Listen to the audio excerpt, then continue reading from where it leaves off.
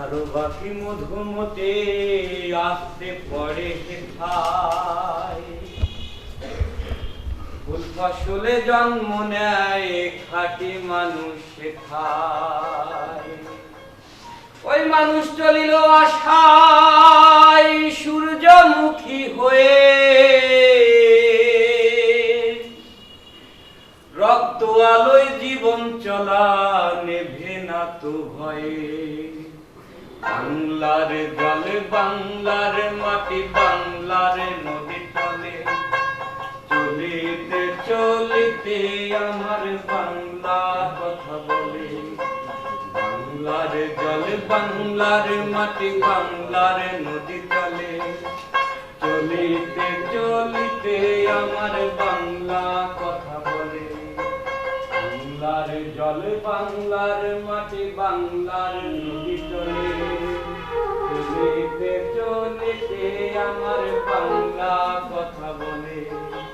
চলিতে চলিতে আমার বাংলা কথা বলে। কি বলে শুরু করে সব কথা তো জানা,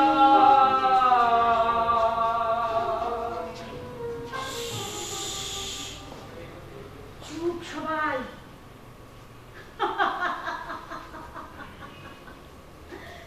নদীর জলে ওঠে ঢেউ, পাগলা বাতাসে বাদামের দড়ি ছিঁড়ে যায়। আমি করি হায় হায়। ওই দক্ষিণে সাগর ফুটে ওঠে, পশ্চিমে শান্ত সবুজ পাটের খেতে দোলা লাগে। মধুমতির বুকে কান্নার শব্দ নেই, নেই নোনা জল। পাশে আশ্রয় পড়ে বটের মূলে নদীর কূলে।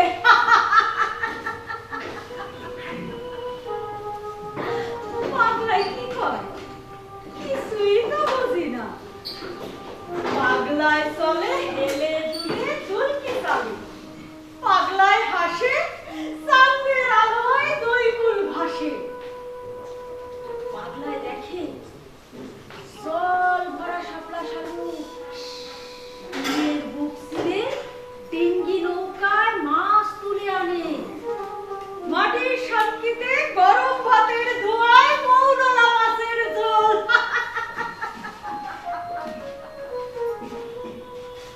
কয় কি পাগলা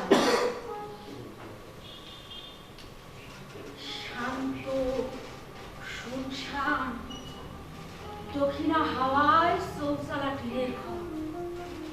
সামনে তার প্রশস্ত মাঠ, মাঠ পেরোলেই সব মিলান দালান কোঠা। বাড়ির চার ভিটায় 4টা দালান। বসন্তে কোকিল ডেকে ওঠে কু কু, পাগলায় প্রলাপ বকে বসন্তের হাওয়ায়। চুপ চুপ সবাই। ভাঙা দালান কোঠায় বিষাক্ত সর্পকুল আশ্রয় নিয়েছে দয়া করে। সামনে তার প্রকাণ্ড কাঠের কপাট, কপাট খুললেই বেরিয়ে আসবে সাপ, খোপ, নাগিনী, পিশাচি, নাকি অন্য কিছু। পাগলায় বসে ভাবে ভাবে ভাবে ভাবে আর ভাবে।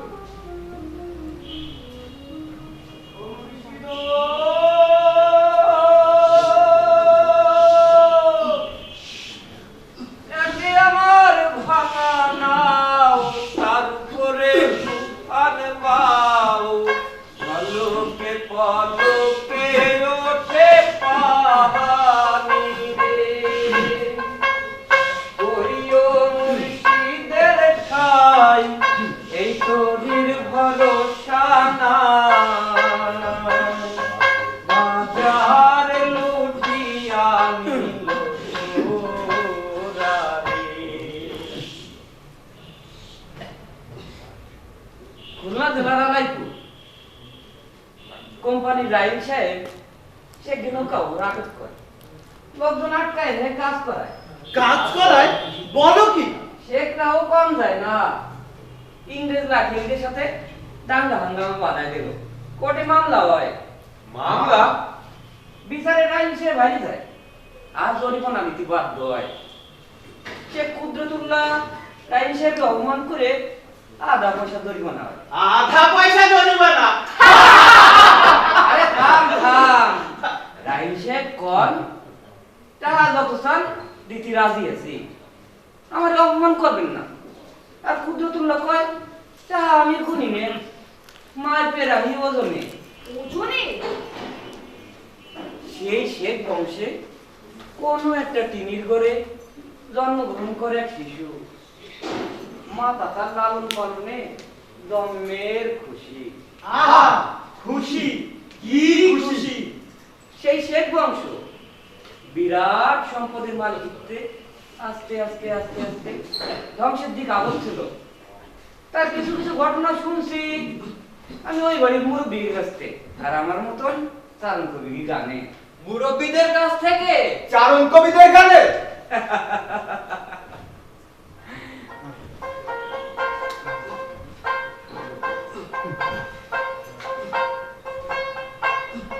ভাবনা মেলে না কিছু, কল্পনায় কিছু।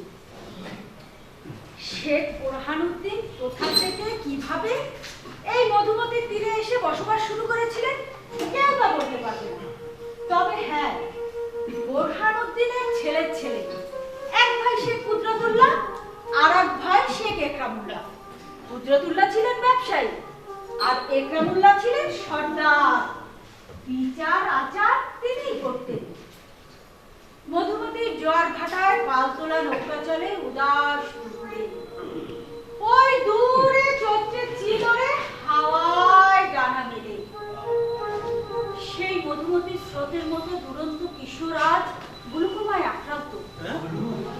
তার চক্ষু অপারেশন প্রয়োজন, না হলে হবে সে অন্ধ।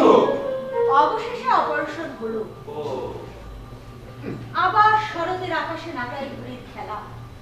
মেঘমল্লার সুর ভাটিয়ালি গানের সুরে উজান ভাটির দেশে মোটা কালো ফ্রেমের চশমা। পাগলাই কয় কি? এদিকে বৈতালিক সুরে একটি কথা সারা শহরেই গুনগুন করে ভাসে। কি কথা? কি কথা ভাসে? মুষ্টির চাল বাড়ি বাড়ি থেকে তোলা। শিক্ষায় ব্যয় হবে চাল গাছা অর্থ। পাগলা কয় কি যেন একটা নাম ছিল, কি যেন, ও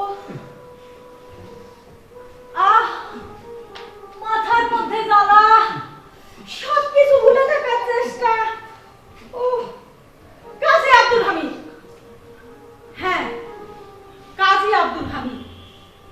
কাজী আব্দুল হামিদ সেই সময় তৈরি করলো সেবা সমিতি। পাগলায় আবার কয় কি? সাধু জানে না, টোনা জানে না, তাতেই ক্ষান্ত হলো জীবন। মরণ ব্যাধি যক্ষায় জীবন অবসান হলো কাজী আব্দুল হামিদের। কিন্তু তা সে সেবা সমিতি বিলীন হলো না। হাল ধরলো কালো প্রেমের চশমা পরা দুরন্ত কিশোর। হাল ধরলো কালো ফ্রেমের চশমা পরা দুরন্ত কিশোর।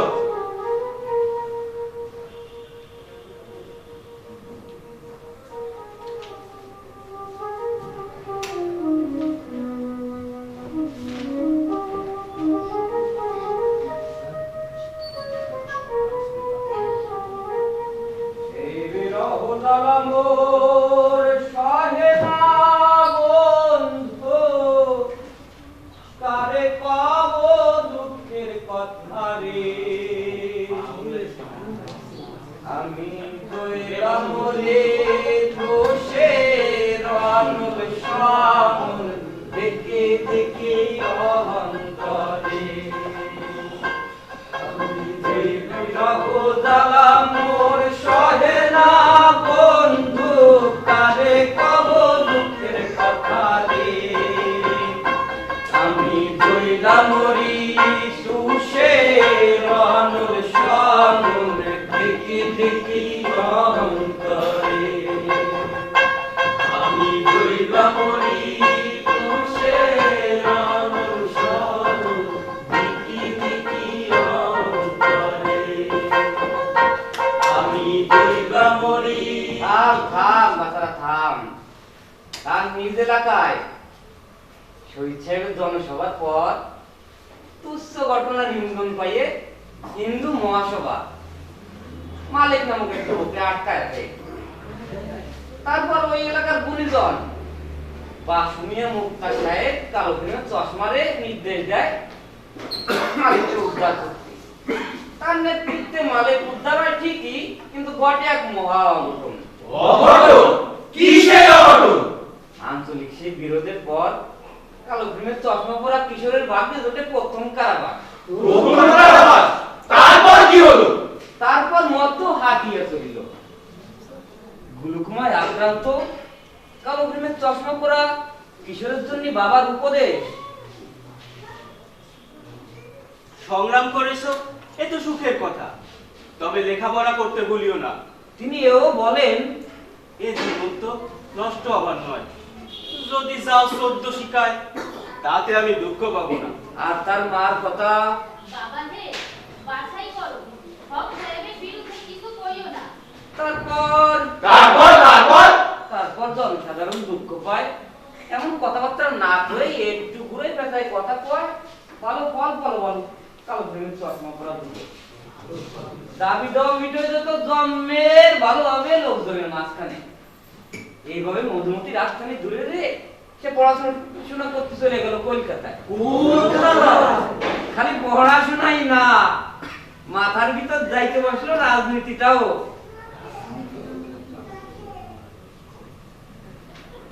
পাশাপাশি অজানারে জয় করতে শুরু হয়ে গেল তার ভারতবর্ষ ভ্রমণ। শুরু হয় তার ভারতবর্ষ ভ্রমণ, শুরু হয় তার ভারতবর্ষ ভ্রমণ, শুরু হয় তার ভারতবর্ষ ভ্রমণ।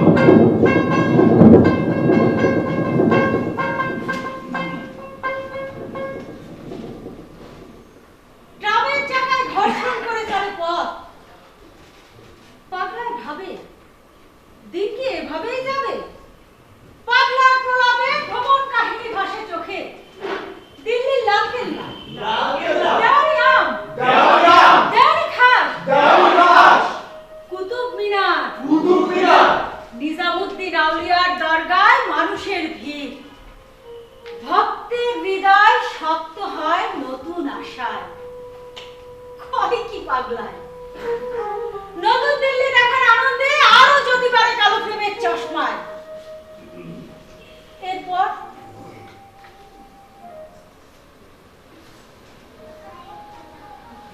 উদাম আকাশে পাখি উঠতে ডানায় বাধা পায়। হায় হায় হায়, কি কয়? কেন পাখি ডানা বাধা পায়? ডানায় বাধা পায় 58 সালের মার্শাল্লাহ। আর তখন কালো ফ্রেমের চশমায় দেখি আমাদের বাঙালিদের মধ্যে দুইটা দিক আছে, একটা হইল আমরা মুসলমান, আর একটা হইল আমরা বাঙালি।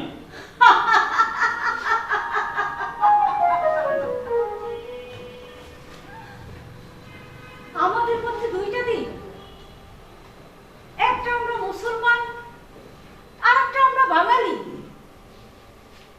কোথায় যেন সুর লাগতে লাগতে ছিঁড়ে যায়। হায় হায় হায়, কোথায় শরতের আকাশে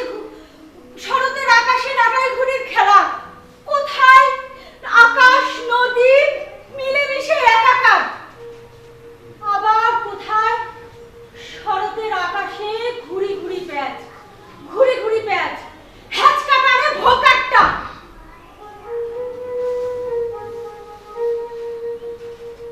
এই যে আমি নদী হলাম, ঢেউয়ের দোলায় দুলি, আবার আশ্রয় করি মধুমতির তীরে, সরসর করে চূর্ণ হয়ে পড়ে দলা দলা পলির চাই। হায় হায়, বড় শ্রীকাতর হয়ে পড়লাম নাকি? পরের স্ত্রী দেখে যে কাতর হয় তাকে পরশ্রী কাতর বলে। ঈর্ষা, দেশ সব ভাষাই আছে, সব জাতির মধ্যে কিছু কিছু পাবেন, তবে আমাদের বাঙালিদের মধ্যে আছে পরশ্রী কাতরতা। সুজলা সুফলা দেশ, সম্পদে ভরা, মানুষের কণ্ঠে গান, পাখির কণ্ঠে গান। এখানকার মানুষেরা সকালে পানি পান্তা খেয়ে কাজে নামে, এদের কাজ করার শক্তি অফুরন্ত। জমিতে জমিতে পলি পড়ে উর্বর হয় এর জমিন। এমন উর্বর জমিন যার, তবুও তারা গরিব, তবুও তারা পরশ্রী কাতর। এমন উর্বর জমি দুনিয়াতে তো অল্প দেশেই আছে। আমরা গরিব কারণ আমরা বারবার শোষিত হয়েছি নিজেদের দোষে। আমরা নিজকে চিনি না। আমরা নিজেকে চিনি না। আর যতদিন চিনবো না এবং বুঝবো না ততদিন মুক্তি আসবে না। ততদিন মুক্তি আসবে না।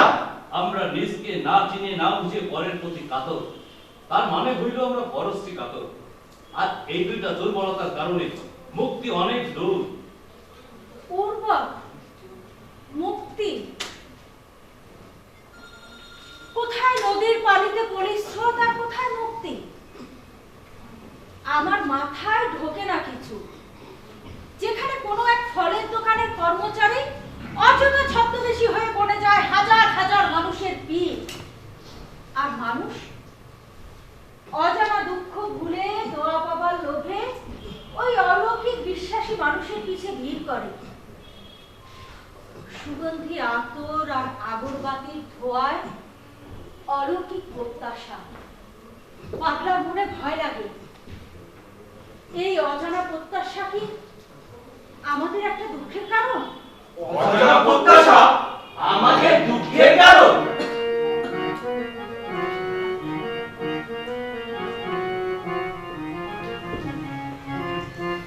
ওই যে দূরে খাজা বাবার দরগা, সেখানে কাওয়ালি গানের সুর।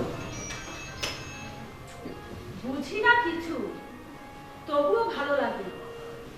উঠতে হবে কারাগার পাহাড়ে, উঠতে হবে অনেক উঁচুতে। কারাগার পাহাড় অনেক উঁচু। কারাগার পাহাড় অনেক উঁচু। ধীরে ধীরে পাল্টে যায় দৃশ্যপট, বাংলাদেশ থেকে বাংলাদেশে। ধীরে ধীরে পাল্টে যায় দৃশ্যপট। বাংলাদেশ থেকে বাংলাদেশে। ওই যে দূরে খাজা বাবার দরগা, সেখানে কাওয়ালি গানের সুর।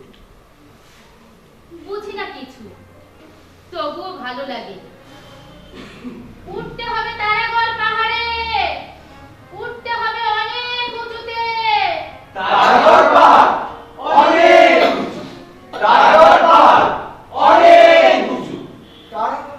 আমি বুঝি না, যখন হাওয়াই জাহাজ তৈরি হয় নাই তখন কিভাবে মুসলমান যোদ্ধারা ওই পাহাড় ডিঙায়া পৃথ্বীরাজের দলকে পরাজিত করেছিল, যার দিকে ধুধু মরুভূমি আর অনেক উঁচুতে তারাগড় পাহাড়।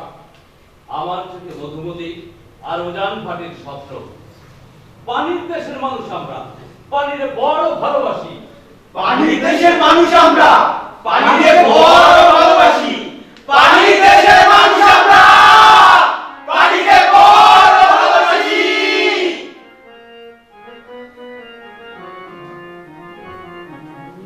বলে নদে আর দুমুঠো চাল ফেলে দে হাড়িতে, ঠাকুর জামাই এলো বাড়িতে। নদী ঠাকুর জামাই এলো বাড়িতে। বলে ও নদে আর দুমুঠো চাল ফেলে দে হাড়িতে, ঠাকুর জামাই এলো বাড়িতে। ও নদী ঠাকুর জামাই এলো বাড়িতে। উজান ভাটির স্বপ্ন তুলে কালো প্রেমের চশমা পরা যুবক বারবার ব্যথিত হয় পথচলায়, আহত হয় ইংরেজরা আক্রমণাত্মক ভাষায়। ইংরেজরা সব কিছু লুট করে নিয়ে গেছে ভারতবর্ষতে, অথচ মিস্টার রেটলি তার বক্তৃতায় সংখ্যালঘুদের কটাক্ষ করছিলেন। আর স্বেচ্ছায় কালো প্রেমের চশমা পরা যুবকের মাথায় হাত বুলাই দিলেন, শান্তভাবে বলেন ভয়ের কোনো কারণ নাই। তার চশমার ফ্রেমে ধুলো জমা, ঝাপসা চোখে নব আন্দোলনের আলোয় মনের মনি কোথায়, নতুন আসার স্বপ্ন। তারপর কালো ফ্রেমের চশমার চোখে তার মনের মনি কোথায়? নতুন আশা সঞ্চারিত হলো, নতুন আশায় নতুন স্বপ্ন। 1958 সালে সামরিক শাসন জারি হইলে 11ই অক্টোবর রাজনীতি নিষিদ্ধ হইলে একের পর এক মিথ্যে মামলা দায়ের করে কালো ঘুমের চশমা পরা যুবকরে হয়রানি করা হয়। 14 মাস জেল থেকে বারণের সাথে সাথে জেল কেটে আবারও গ্রেপ্তার। আবার গ্রেফতার, তারপর কি হলো? তারপর কালো ফ্রেমের চশমায় দেখি যে ছেলে মেয়েরা তাদের বাবা মায়ের স্নেহ আদর থেকে বঞ্চিত, তাদের মতো হতভাগ্য আর নেই। আর যারা বাবা মায়ের স্নেহ আদর পায়, তাদের মতো সৌভাগ্যবান কয়জন? এবার স্বাধীনতা আনতে সংগ্রাম করতে হবে। স্বাধীনতা আসে নাই। আমরা দেখলাম আমাদের নিয়ে বিরাট ষড়যন্ত্র চলছে। আমি চাই বাংলাদেশ একটি স্বাধীন ও সার্বভৌম রাষ্ট্র হোক। স্বাধীনতার শুরুটা করলেন বাবু ধীরেন্দ্রনাথ দত্ত। তিনি তো বাংলাকে রাষ্ট্রভাষা দাবি করলেন। রাষ্ট্রভাষা তো বাংলা হলো। আমরা চাই ভাষা ও রাষ্ট্র বাংলা। ভাষা ও রাষ্ট্র বাংলা। ভাষা ও রাষ্ট্র বাংলা। ও বাঙালি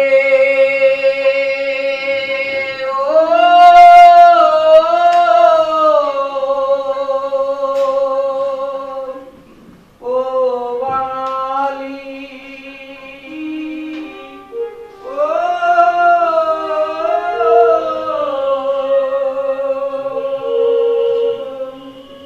ভাষা ও রাষ্ট্র বাংলা।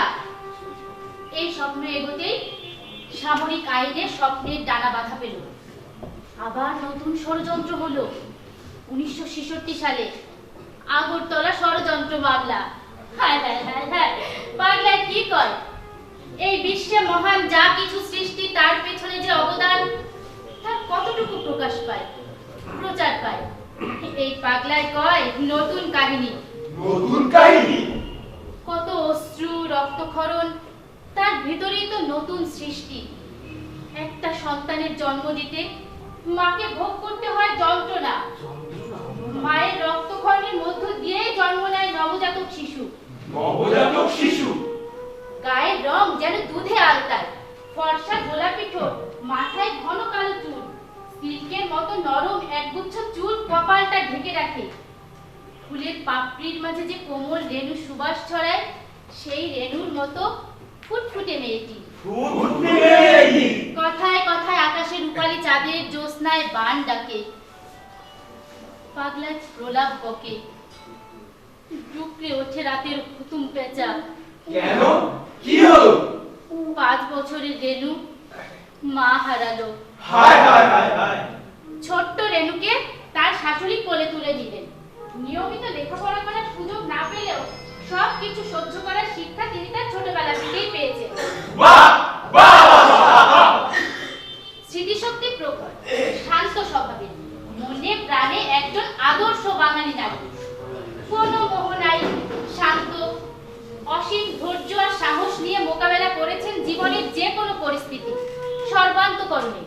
সর্বান্তকরণে কালো ফ্রেমে চশমা পরা মহান ব্যক্তিকে সহযোগিতা করেছেন সহধর্মিণী হয়ে। সহধর্মিণী। আগরতলা ষড়যন্ত্র মামলা দায়েরের পর গোয়েন্দা সংস্থা তাকে গ্রেফতারের হুমকি দেন। তারপরও কষ্টকে দুভাগ করে হাসি মুখে জীবন কাটিয়েছেন। কারণ কালো ফ্রেমে চশমা পরা ব্যক্তি ঘোষণা করলেন 6 দফা। 6 দফা? কি সে 6 দফা? 6 দফা হলো বাঙালিদের প্রতি শোষণ, বঞ্চনা, বৈষম্য আর অবিচারের অবসানে সুস্পষ্ট রাজনৈতিক সাংবিধানিক ফর্মুলা।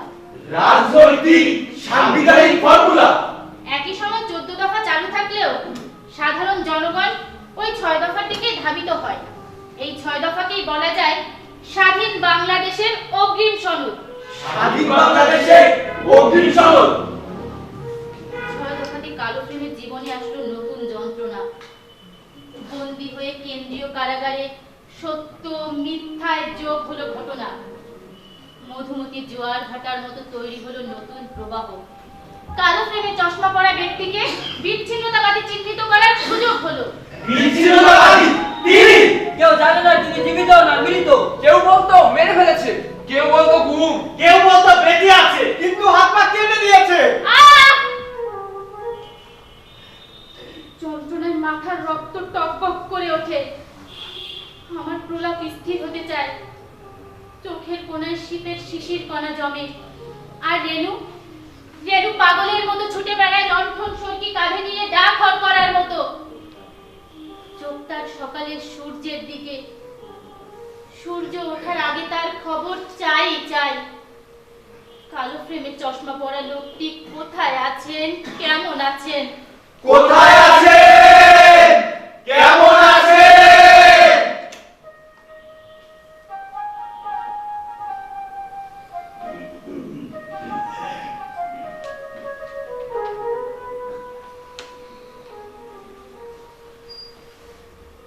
তার চোখে স্বপ্ন,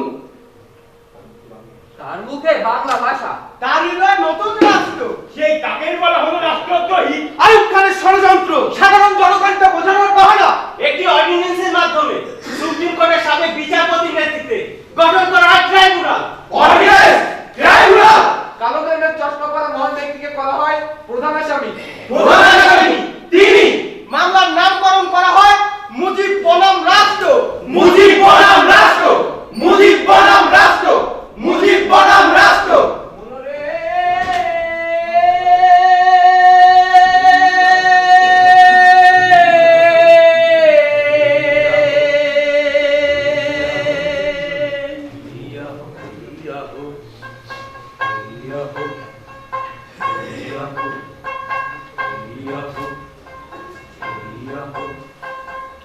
কোথায় আছেন, কেমন আছেন তা তো জানি না। মধুমতির স্রোত ধারা হবে কিল না, হবে কিল না। আছেন রেণু বাজিয়ে বেনু, ধরছে নৌকার হাল। ছয় দফাতে আয়ুব সাহেব, ছয় দফাতে আয়ুব সাহেব হলো যে বেহাল, হলো যে বেহাল। Yahoo Yahoo Yahoo Yahoo. Agartala ষড়যন্ত্র মামলা ও তার মুক্তি। সত্য অবস্থান নেন রেণু, কারণ কারণ কারণ 6 দফা নয় কোনো আপোষ। কারণ কি কারণ? কি কারণ? কারণ তারে জেলের ভিতরে হত্যা ষড়যন্ত্র করা হলো। ষড়যন্ত্র। হয় আগরতলা মামলা চলাকালে একে একে হত্যা করা হলো মামলার অন্যতম প্রধান আসামি সার্জেন্ট জহুরুল হককে। ওদারে রাজশাহীতে হত্যা করা হলো ডক্টর জোহারে। তারপর কি হলো? প্রশাসন ব্যবস্থা সরকারের নিয়ন্ত্রণের বাইরে চলে যেতে পারে, তাই আইয়ুব শাহী তার নিজের পতন ঠেকাতে কালো ফ্রেমের চশমা পরা লোকটারে প্যারোলে মুক্তির প্রস্তাব দেন। এটা ছিল আপোষ ফর্মুলার একটা নীল নকশা। আপোষ ফর্মুলার নীল নকশা। হয় আপোষ ফর্মুলা লয়ে পশ্চিমা আওয়ামী লীগের অল্প কয়টা নেতা আর পূর্ব আওয়ামী লীগের অল্প কয়টা নেতা মিলে মাঠে নামে আইয়ুব শাহীর পতন ঠেকাতে। অনেকেই এই সত্যটা না বুঝলেও রেণু প্যারোলে মুক্তির বিপক্ষে ছিল। কেন? কি হলো? বন্দিখানায় মেলা লোক আলি ওদারে পাকিস্তানি এয়ারপোর্টে বিমান তৈরি। বিমান তৈরি। কিন্তু রেণু আসুরে দিয়ে এক জরুরি খবর পাঠালো। জরুরি খবর? কালো প্রেমের চশমা পরা সেই মানুষটার জন্য রেণুর কঠিন সিদ্ধান্ত বার্তা পৌঁছায় দিল হাসু। বার্তা কি ছিল? বার্তায় 34 জন আসামি সহ বন্দি মুক্তি ও আগরতলা ষড়যন্ত্র মামলা প্রত্যাহার ছাড়া কোনো প্যারোল না। জেলের তালা ভাঙবো, শেখ মুজিবকে আনবো, শেখ মুজিবকে আনবো, জেলের তালা ভাঙবো। হাতে বটি লয়ে বসে রয়েছি।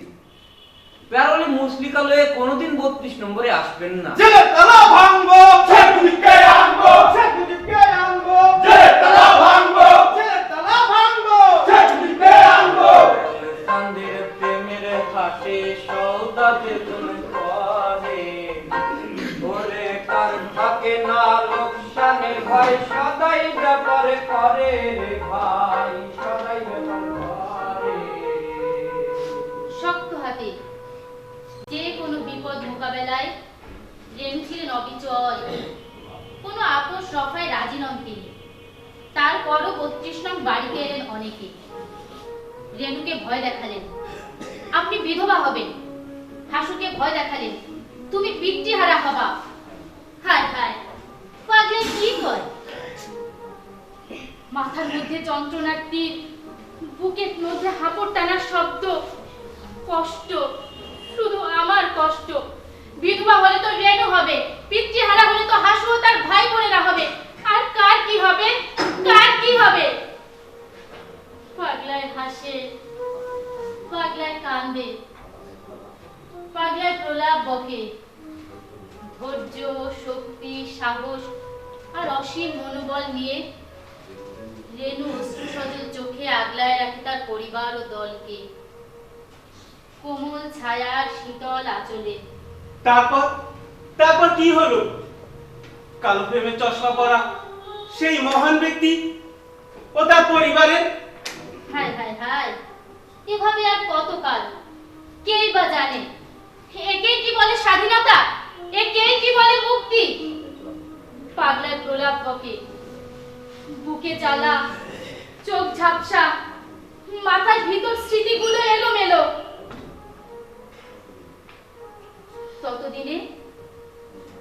ততদিনে মধুমতিতে আবার জোয়ারের ফলি পড়ে।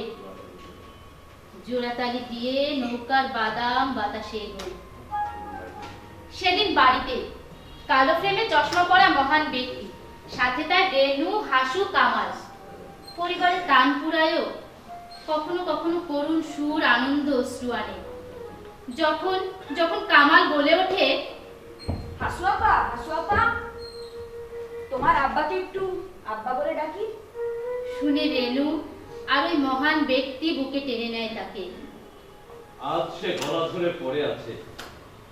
বুঝলাম ও আর সহ্য করতে পারছি না। আমি যখন জেলে যাই তখন ওর বয়স মাত্র কয় মাস। নিজের ছেলেও অনেকদিন না দেখলে কেমন ভুলে যায়। কিন্তু কেন এমন হয়? আমরা তো ভুলে যেতে পারি না, কিন্তু প্রশ্ন জাগে আপনার কাছে। প্রশ্ন আমাকে কেন জেলে নেয়? আমি বলেছিলাম আলাদা দেশ হলে উন্নতি হবে, জনগণ সুখে থাকবে, অত্যাচার জুলুম থাকবে না। জনগণ সুখে থাকবে, অত্যাচার জুলুম থাকবে না। আমার পরিবারের কোনো সমস্যা রেণু কখনো আমাকে জানাতো দেশের সমস্যার কথা, জনগণের সমস্যার কথা। দেশের সমস্যার কথা, জনগণের সমস্যার কথা, দেশের সমস্যার কথা, জনগণের সমস্যার কথা। আমি তো 1955 সালে স্পষ্ট জানিয়ে দিয়েছি, আমার দিব্য দৃষ্টিতে দেখে সবাইকে বুঝিয়ে দিয়েছি। Sir, you will see that they want to place the word is Pakistan instead of East Bengal. We have demanded so many times that you should use Bengal instead of Pakistan. The word Bengal has a history, has a tradition of its own.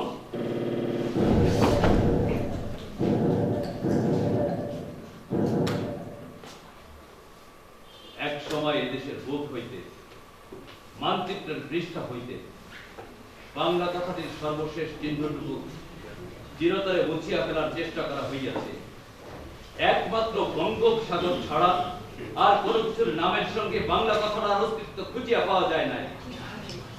জনগণের পক্ষ হইতে আমি ঘোষণা করিতেছি, আজ হইতে পাকিস্তানের পূর্বাঞ্চলীয় প্রদেশটির নাম পূর্ব পাকিস্তানের পরিবর্তে শুধুমাত্র বাংলাদেশ।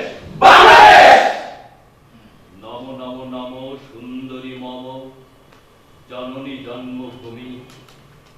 কবিগুরু আফসোস করে বলেছিলেন, 7 কোটি সন্তানের হে মুক্ত জননী, রেখেছ বাঙালি করে মানুষ করণী। বিশ্বকবি রবীন্দ্রনাথ, আপনি এসে দেখা যান, বাঙালি আজ মানুষ হয়েছে।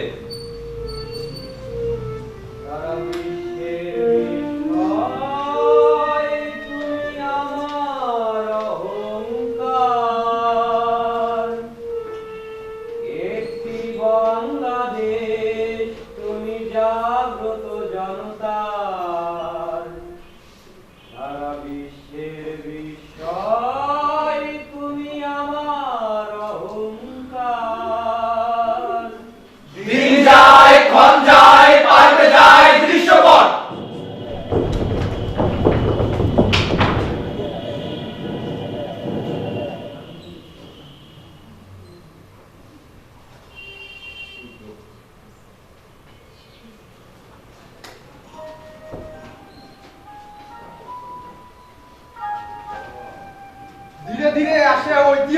বল, আমরা খুঁজতে থাকি মুক্তিযুদ্ধের হৃদয়ক। এভাবে বিভিন্ন সময় কর্মসূচি, কৌশল, বস্তুগত ভাবগত ধারণা, জনআকাঙ্ক্ষা, নেতৃত্ব, স্লোগান সবকিছু সমন্বিত প্রকাশ এসে মুক্তিযুদ্ধের চেতনার পরিণতি লাভ করেছে। দিন যায়, ক্ষণ যায়, পাল্টে যায় দৃশ্যপট। পাগলায় আর ভাষা খুঁজে পায় না, হাসে না, কান্দে না। 10 লাখ ছাত্র জনতা নিয়ে এলো নতুন ঘোষণা। বাঙালির নয়নমণি, কালো ফ্রেমে চশমা পরা মহান ব্যক্তি পেল নতুন উপাধি 23 ফেব্রুয়ারি। পাগলায় আবার কি কয়? ওই যুবকের নাম সবার জানা, ওই চোখে স্বপ্ন বোঝা নেই কারো বাকি। তাই তো শুধু মধুমতিতে নয়, এবার জোয়ার এলো সারা বাংলায়। তাকে উপাধি দেওয়ার জন্য জনসমুদ্রে তার শরীর স্পর্শ না করে জনগণের কণ্ঠে ধ্বনিত হয় ওই উপাধি। কি সেই উপাধি? বঙ্গবন্ধু। বঙ্গবন্ধু। আমরা স্বাধীনতা চাই, পশ্চিমাদের সঙ্গে আর নয়। চলো তবে ঐতিহাসিক ৭ মার্চের জনসভায়। আমি তো বুঝি না কিছু, ভাবনা আবার নেয় পিছু। বঙ্গবন্ধু উপাধি, পশ্চিমাদের সাথে জনগণ আর থাকতে চায় না। এমন ফিস ফিস শব্দ, সাগরের ঢেউয়ের দোলায় গর্জনে প্রকাশ পাওয়া পটভূমি, তবে কি তৈরি হলো? সবার দৃষ্টি ওই কালো ফ্রেমের চশমার দিকে। চলো যাই রেসকোর্স ময়দানে, দেখা যাক কি ভাবছেন বঙ্গবন্ধু। চলো। জয় বাংলা। জয় বাংলা। বাংলা আমার ঠিকানা। পদ্মা মেঘনা যমুনা। পদ্মা মেঘনা যমুনা। তোমার আমার ঠিকানা। বীর বাঙালি অস্ত্র ধরো। বাংলাদেশ স্বাধীন করো। বাংলাদেশ স্বাধীন করো। বীর বাঙালি অস্ত্র ধরো। ওই যে বঙ্গোপসাগরের ঢেউয়ের গর্জন, দক্ষিণে সুন্দরবনের হাতছানি, এর মাঝে কত মানুষ, কত কাগজ, কত মত, কত পরামর্শ। কালো ফ্রেমের চশমা পরা মহান ব্যক্তি তৈরি হচ্ছে। রেনুর অনুরোধে নিজ কক্ষে চুপচাপ শুয়ে থাকলেন 15 মিনিট। রেনু পানদার নিয়ে পান বানাচ্ছেন আর ধীরে ধীরে কথা বলছেন। সমগ্র দেশ আর চেয়ে আছে তোমার দিকে। রেনু বলল, তুমি আজ একটা কথা মনে রাখবা, তোমার উপর সবার ভাগ্য। তোমার সামনে লাঠি, পিছনে বন্ধু। তুমি যেটা বলতে চাও মন থেকে সেটাই বলবা, সেটাই ঠিক। দেশের মানুষ তোমার ভালোবাসে, ভরসা করে। পাগলায় ভাবে আর ভাবে। তার ছিল না ময়ূরপঙ্খী ঘোড়া, ছিল না জলে ভাসা শক্ত ডিঙা, তবু তিনি দিগ্বিজয়ী। তিনি সিনবাদ হতে যাননি। তিনি জন্মেছেন যে দেশে, সে দেশে ছিল ব্রিটিশ বেনিয়া, ছিল পশ্চিমা শাসক গোষ্ঠীর স্বেচ্ছাচারিতা। মানুষের মনে ছিল না হাসি, বুকে ছিল না আশা। মানুষের মনে ছিল না হাসি, বুকে ছিল না আশা। 1200 বছর পর বাঙালি জাতির পুনর্জন্ম। 1000 বছর ধরে বাঙালি জাতি এমন এক নেতা পেয়েছেন, যিনি রঙে, বর্ণে, ভাষায় ও জাতি বিচারের প্রকৃতই একজন খাঁটি বাঙালি। বাংলাদেশের মাটি ও ইতিহাস থেকে তার সৃষ্টি। বাংলাদেশের মাটি ও ইতিহাস থেকে তার সৃষ্টি। তিনি বাঙালি জাতির স্রষ্টা। সিরিল ডানের ভাষায় তিনি সুদর্শন, প্রবল ব্যক্তিত্বের অধিকারী, আগুন ঝরা বক্তা। আগুন ঝরা বক্তা এবং শ্রোতাদের মন্ত্রমুগ্ধ করে রাখার ক্ষমতাও রাখে। শ্রোতাদের মন্ত্রমুগ্ধ করে রাখার ক্ষমতা রাখে। জয় বাংলা। জয় বাংলা। তোমার আমার ঠিকানা। ওই যে পদ্মা মেঘনা যমুনা। ওই যে মানুষের আশার চোখ, ওই যে মানুষের বুকে আশার ঘর। ওই যে মানুষের বড়তালি আর উল্লাস। এসেছেন, তিনি এসেছেন।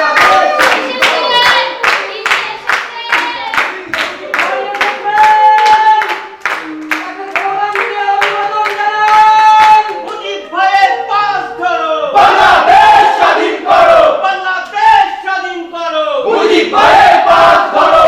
ভাইয়েরা আমার, আজ দুঃখ ভারাক্রান্ত মন নিয়ে আপনাদের সামনে হাজির হয়েছি।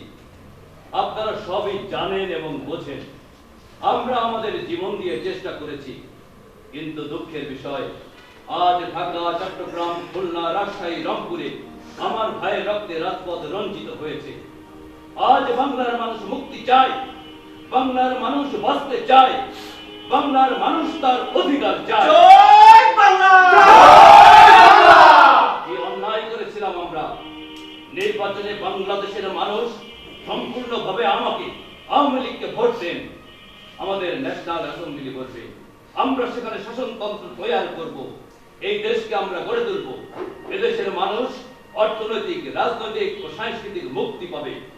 কিন্তু দুঃখের বিষয়, আজ দুঃখের সঙ্গে বলতে হয় 23 বছরের করুণ ইতিহাস বাংলার অত্যাচারের, বাংলার মানুষের রক্তের ইতিহাস, 23 বছরের ইতিহাস মুমূর্ষ নরনারীর আর্তনাদের ইতিহাস, বাংলার ইতিহাস এদেশের মানুষের রক্ত দিয়ে রাজপথ রঞ্জিত করার ইতিহাস। কি পেলাম আমরা? যে পয়সা দিয়ে অস্ত্র কিনেছি বহিঃশত্রুর আক্রমণ থেকে দেশকে রক্ষা করব বলে, আজ সেই অস্ত্র ব্যবহার হচ্ছে আমার দেশের গরিব দুঃখী আর্ত মানুষের বিরুদ্ধে। তার বুকের উপর গুলি হচ্ছে।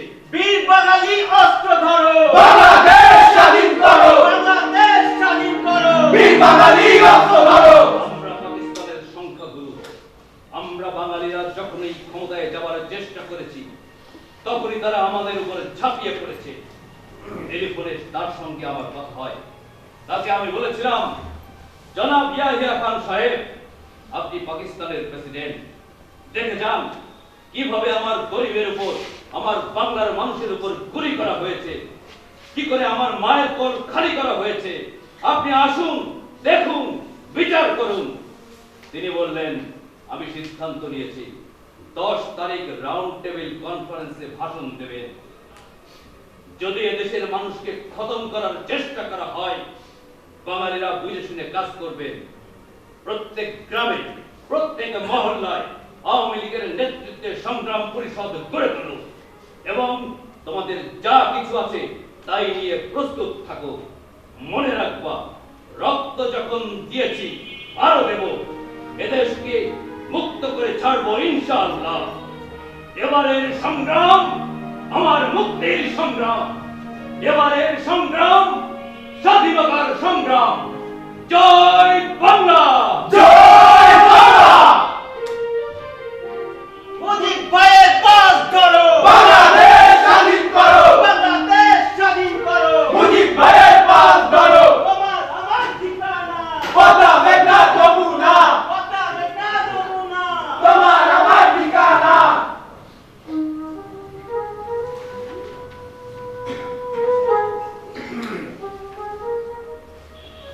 নদীর জলে ওঠে ঢেউ, পাগলা বাতাসে বাদামের দড়ি ছিঁড়ে যায়। আমি করি হায় হায়। ওই দক্ষিণে সাগর ফুঁসে ওঠে, পদ্মা মেঘনা যমুনার বুকে নেই লোনা জল। আমের বনে ঘ্রাণে পাগল করে, পাগলায় আর হাসে না, কান্দে না। শান্ত শুনশান দক্ষিণা হাওয়ায় চৌচলা টিনের ঘর থেকে 32 নম্বর বাড়ি। সেই বাড়ি থেকেই গ্রেপ্তার হয় কালো ফ্রেমের চশমা পরা মহান ব্যক্তি 25 মার্চের কালো রাতে।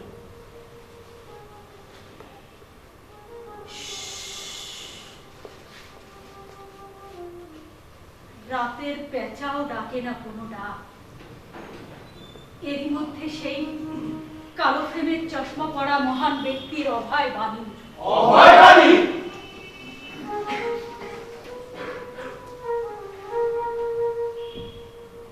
This may be my last message.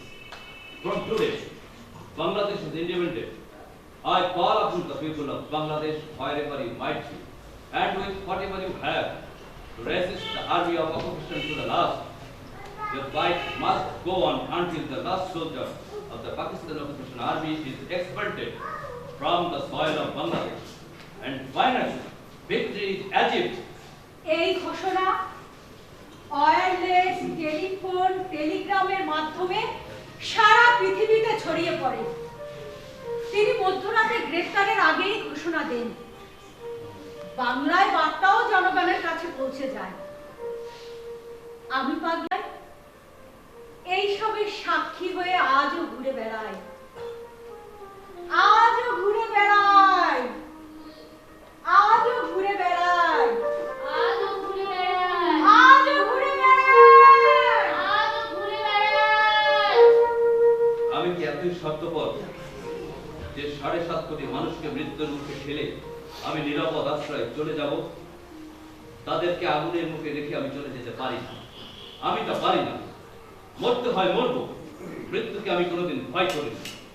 এটাই হয়তো আমার শেষ বার্তা। শেষ বার্তা। আজ থেকে বাংলাদেশ স্বাধীন।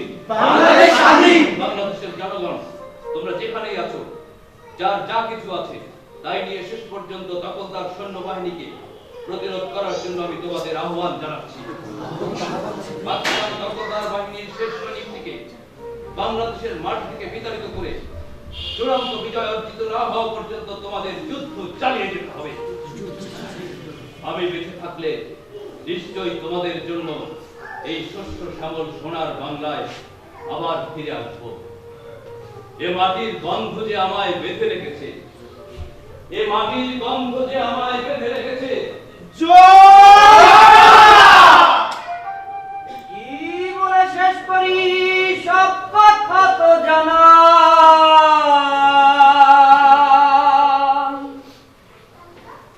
নতুন করে বললে কথা হবে না অজানা। 18 বাকি মধুমতে আশ্রে পড়ে হেথায়। ফুল ফসলে জন্ম নেয় খাঁটি মানুষ সেথায়। ওই মানুষ চলিল আশায় সূর্যমুখী হয়ে। রক্ত আলোয় জীবন চলা নেভে না তো ভয়ে। বাংলার জলে বাংলার মাটি বাংলার নদী চলে। চলিতে চলিতে আমার বাংলা কথা বলে। চলিতে চলিতে আমার বাংলা কথা বলে। এ মাটির গন্ধ যে আমায় বেঁধে রেখেছে। জয়